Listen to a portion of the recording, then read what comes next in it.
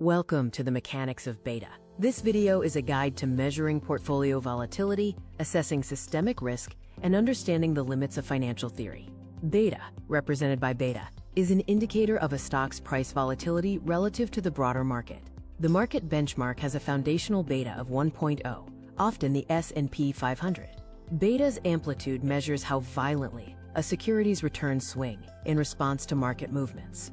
It's a core input for the capital asset pricing model, or CAPM. Beta isolates systematic market risk, which is the risk of the entire market declining. This is undiversifiable and tied to market-wide macroeconomic swings. Beta completely ignores unsystematic risk, which is company-specific uncertainty and is diversifiable.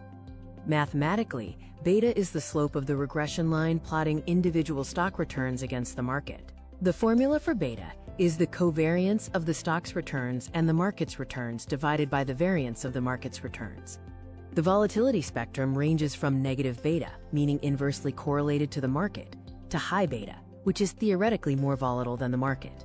A beta of exactly 1.0, or market beta, means the price activity perfectly correlates with the market. The benchmark must be anchored by R squared. This statistical measure compares historical price movements to the benchmark index. Investors must ensure a specific stock is compared to the right benchmark before trusting its beta. A low R squared suggests a useless beta calculation.